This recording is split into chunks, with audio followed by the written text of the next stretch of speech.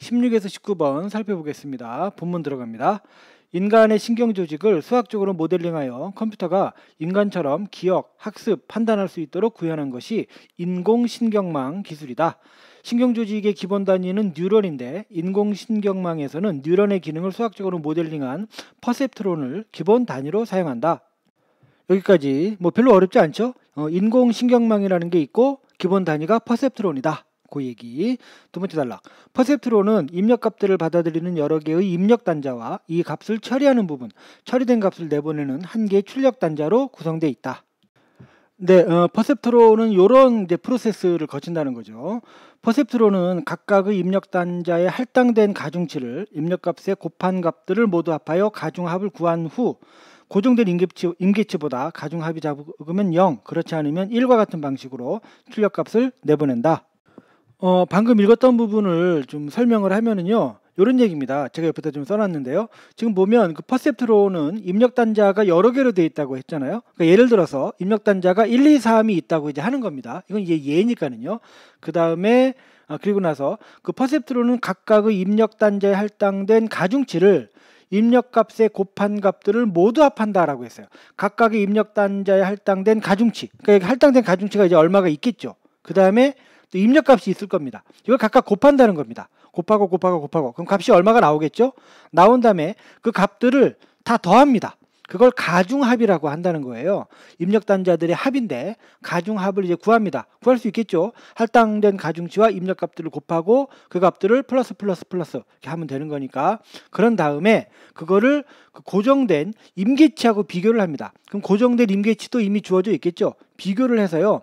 이쪽이 작으면 0으로 출력값이 정해지고요. 그 반대인 경우, 즉 이쪽이 크거나 같은 경우 얘는 출력값이 1로 정해진다는 거죠. 아시겠죠? 그러니까 이게 지금 이렇게 그냥 그 글로 쭉 되어 있으니까 보기가 좀 힘들어요. 이런 식으로 정리를 하면 한눈에 그래도 좀 보일 수가 있거든요. 해서 제가 누누이 이야기하지만 이런 식으로 그냥 이렇게 글자로만 텍스트로만 정보가 나열되어 있는 글들을 독해할 때는 여러분들이 옆에 빈 공간이나 이런 데다가 이런 식으로 정리를 한다거나 그림을 그린다거나 이렇게 좀 도해를 하든지 혹은 부호를 작성하든지 하는 노력이 필요하다는 것이고요.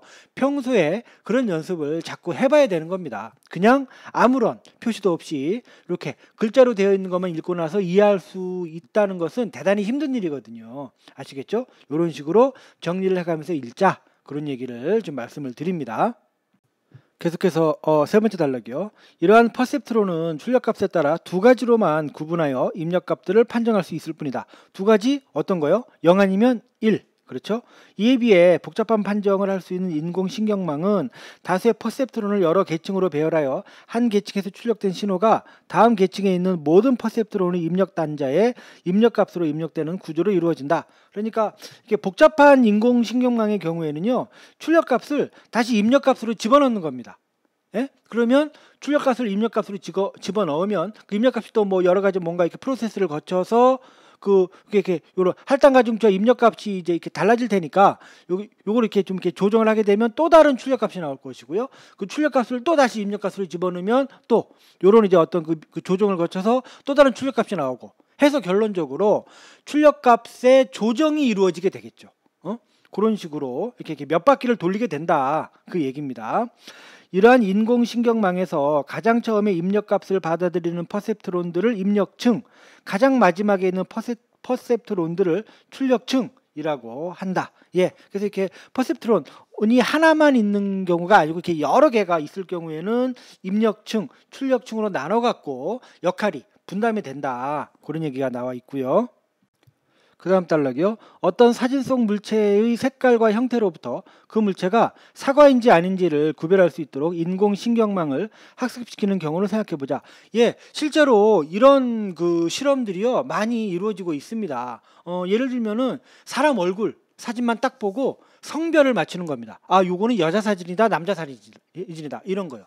우리 사람들은 사실은 어렵지 않게 이렇게 구별이 되잖아요. 이렇게 사진을 딱 보고 아, 이건 여자 같다, 남자 같다. 물론 구별이 좀 애매한 경우도 있긴 있습니다만 웬만한 경우에 이렇게 맞추죠. 거의 즉각적으로 맞추죠. 근데 이거를 컴퓨터가 그걸 판단한다는 게 사실은 쉬운 일이 아니거든요. 그럴 때 이런 식으로 이 퍼셉트론으로 이렇게 복잡한 인공신경망을 만들어 가지고요. 그거를 컴퓨터가 인식할 수 있게 만드는 겁니다. 어떻게 해요? 이제 처음 우리가 이제 사진, 입력값을 넣어서 그걸 이렇게 여러 가지 프로세스를 거쳐서 출력시킨 다음에 다시 그걸 또 입력시키고 출력시키고 입력시키고 출력시키고 이러면서 향상된 출력값을 만들어내는 거죠. 그래서 여자인지 남자인지 구별하는 거니까 출력값은 뭐 두 개겠죠. 여자다, 남자다. 그렇죠? 그 출력값을 정교하게 만드는 프로세스를 지금 한번 만들어 보자. 이렇게 예를 들어서 설명을 하는 겁니다. 예, 뭐 그런 거 말고도 또 이런 것도 있어요. 사진 보고 고양인지 개인지 맞추는 거. 그렇죠? 고양이와 개를 우리는 아무렇지도 않게 구별해낼 수 있잖아요. 근데 그거를 그 프로그램적으로 구현해낸다고 하면 사실은 좀 이렇게 복잡한 과정들이 필요하거든요. 요 이제 그런 예입니다. 여기서는 이제 그 사과를 구별하는 거를 예로 들고 있어요. 먼저 학습을 위한 입력값들, 즉 학습 데이터를 만들어야 한다. 그렇겠죠. 입력값을 먼저 넣어야 되니까는요. 학습 데이터를 만들기 위해서는 사과 사진을 준비하고 사진에 나타난 특징인 색깔과 형태를 수치화해야 한다. 네, 그러니까 그 입력 데이터에 이제 넣을 수 있는 변수가 두 가지인 겁니다. 색깔과 형태. 사과 색깔이 아주 빨간 것도 있고, 뭐 좀 약간 그 푸른색, 청색 계통의 색깔이 나는 것도 있고 그렇잖아요. 또 그리고 그 중간에 무수한 그 변종들이 존재하지 않습니까? 그리고 빨갛더라도 군데군데 약간 빨간색이 덜할 수도 있고요. 그러니까 그걸 다 수치로 이제 만드는 겁니다. 그래서 완전히 빨간 건 뭐 1번, 뭐 청색은 뭐 12444번 뭐 이런 식으로. 형태도 마찬가지입니다. 완전히 동그란 거, 좀 물퉁물퉁한 거, 뭐 이런 거를 다 이렇게 수치로 다 이렇게 만드는 거죠. 그 다음에 이 경우 색깔과 형태라는 두 범주를 수치화하여 하나의 학습 데이터로 묶은 다음 이거를 두 범주를 수치하는데 뭐라 하나로 묶는 겁니다. 그러니까 변수는 두 개였지만 실제로 데이터로 입력시킬 때는 하나의 변수가 입력이 되는 겁니다. 예를 들면 뭐 색깔 수치는 2, 형태 수치는 4 이러면 예를 들면 뭐 곱하자 해서 2 곱하기 4에서 8이라는 수치로 입력한다 뭐 이런 식으로 한다든가 구체적인 뭐 가정은 뭐 제가 잘 모르겠지만 하여간 이런 식의 이제 컨셉인 거죠. 그렇게 이제 학습 데이터를 묶은 다음 정답에 해당하는 값과 함께 학습 데이터를 인공신경망에 제공한다. 그러니까 정답에 해당하는 값 그러니까 사실은 이게 요런 수치를 가진 학습 데이터는 사과였다. 혹은 요 학습 데이터는 사과가 아니었다. 이렇게 정답과 함께 넣는 겁니다. 그 인공신경망이에요. 이때 같은 범주에 속하는 입력값은 동일한 입력 단자를 통해 들어가도록 해야 한다. 입력 단자가 여러 가지가 있다고 했잖아요. 그중에 같은 범주에 속하는 입력값은 동일한 입력 단자를 통해 들어가도록 해야 한다는 겁니다. 그리고 사과 사진에 대한 학습 데이터를 만들 때 정답인 사과이다 에 해당하는 값을 1로 설정하였다면 출력값 0은 사과가 아니다를 의미하게 된다. 예, 여기까지 이해되셨죠? 그러니까는요. 색깔과 형태 요걸 이제 수치화해서 넣고요. 그 다음에 정답 값도 넣고 이 정답의 경우는 이제 출력값이 돼서 1, 0 이렇게 이제 되는 거죠. 사과면 1, 사과가 아니면 0 이렇게 넣는다는 겁니다. 그 다음 단락이요. 인공신경망의 작동은 크게 학습 단계와 판정 단계로 나뉜다. 학습 단계는 학습 데이터를 입력층의 입력 단자에 넣어주고 요 색깔과 형태죠. 그 넣어주고 출력층의 출력값을 구한 후 출력값 사과다 사과가 아니다 이거 이미 다 넣어주는 거죠. 구한 후에 이 출력값과 정답에 해당하는 값의 차이가 줄어들도록 가중치를 갱신하는 과정이다. 이 차이가 줄어들어서 궁극적으로는 그 차이가 얼마가 돼야 됩니까? 0이 돼야 되는 거죠. 차이가 없어져야 되는 거죠.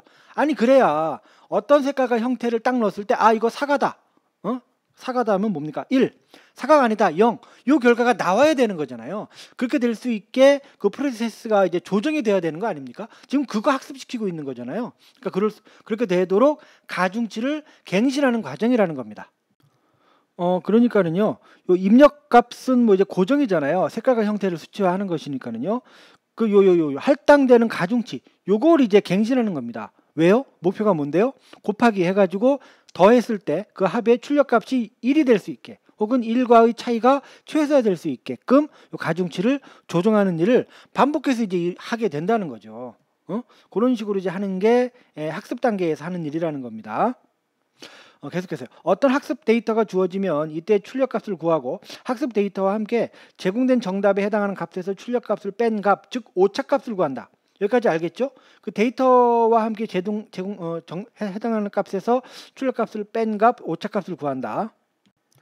예, 살짝 버벅댔는데요. 그러니까 출력값 구하고요. 요 가중치 곱하기 입력값 하면 되니까요. 그 다음에 정답값을 아까 넣었었잖아요. 그거하고 이제 비교하는 겁니다. 그래서 그 뺀 값, 오차값을 구하는 겁니다. 구할 수 있겠죠? 이렇게 한다. 그 다음에 이 오차값의 일부가 출력층의 출력단자에서 입력층의 입력단자 방향으로 되돌아가면서 각 계층의 퍼셉트론별로 출력 신호를 만드는 데 관여한 모든 가중치들에 더해지는 방식으로 가중치들이 갱신된다. 이런 식으로 된다는 겁니까?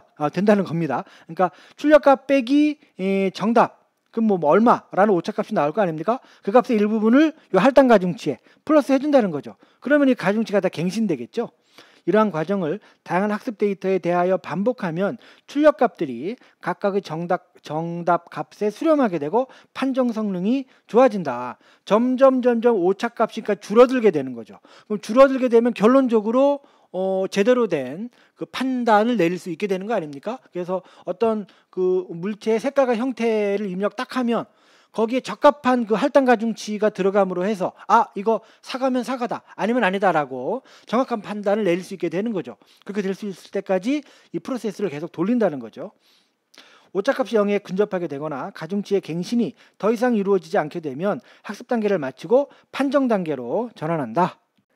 네, 그래서 학습 단계에서 이런 일이 다 벌어지고 난 다음에 학습 단계를 마치고 판정 단계로 전환을 합니다. 이때 판정의 오류를 줄이기 위해서는 학습 단계에서 대상들의 변별적 특징이 잘 반영되어 있는 서로 다른 학습 데이터를 사용하는 것이 좋다. 이 경우에는 사과니까는요. 사과도 막 모양이 막 다양할 수 있지 않습니까? 그러니까 그런 걸 사용하면 좋다. 그럼 더 학습 기능이 잘 이루어진다라고 이야기하는 것입니다.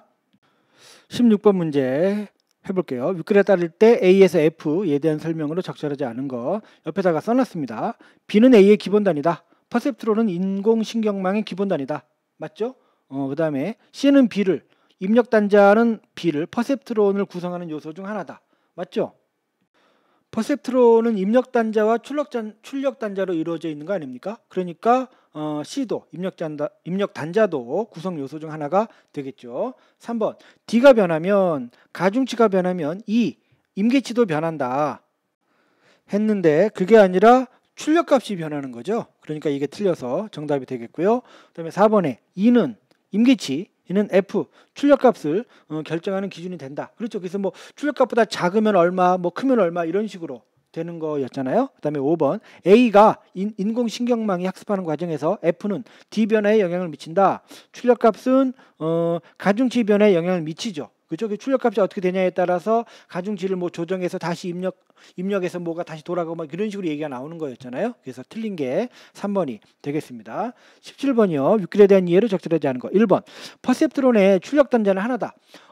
입력 단자는 여러 개가 있을 수 있지만 출력 단자는 하나다라고 나왔었어요. 2번 출력층의 출력값이 정답에 해당하는 값과 같으면 오차값은 0이다. 맞죠? 요것과 요것의 차가 오차값인데 같으면 오차값이 0이 되겠죠. 3번 입력층 퍼셉트론에서 출력된 신호는 다음 계층 퍼셉트론의 입력값이 된다. 출력된 게 다시 입력으로 들어가는 거니까 맞는 말이고요. 4번 퍼셉트론은 인간의 신경조직의 기본 단위의 기능을 수학적으로 모델링한 것이다. 예, 첫 번째 단락에 나와 있는 이야기. 5번 가중치의 갱신은 입력층의 입력 단자에서 출력층의 출력 단자 방향으로 진행된다.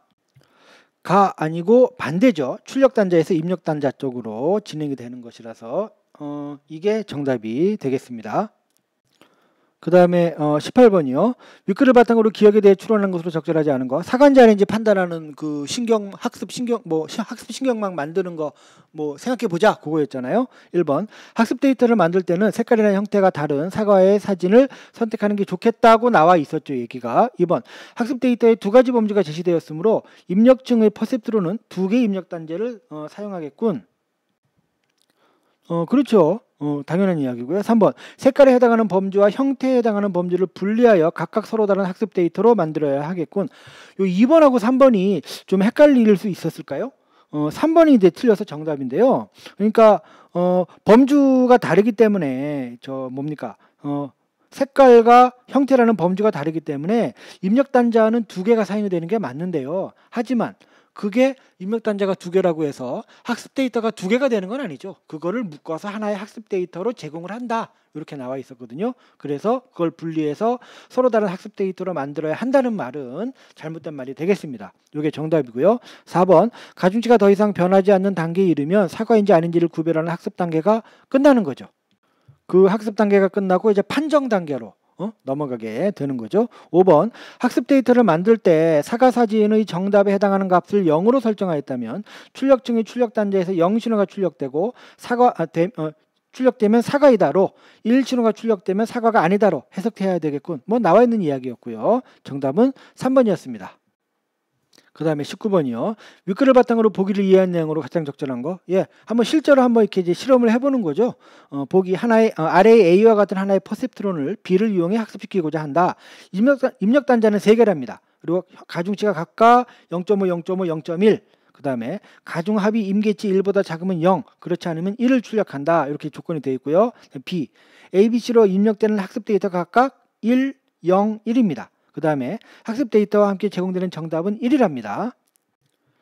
네, 저 아래쪽에 있는 보기를 여기다 다시 좀 올려놨어요. 이걸 보고 이제 풀면 됩니다. 맞는 거를 골라야 되는 문제입니다. 1번, B로 학습시키기 위해서는 판정 단계를 먼저 거쳐야겠군. 판정 단계가 아니고요. 학습 단계를 먼저 거쳐야 되는 거죠. 틀렸습니다. 2번, 이 퍼셉트론이 1을 출력한다면 가중합이 1보다 작았기 때문이겠군.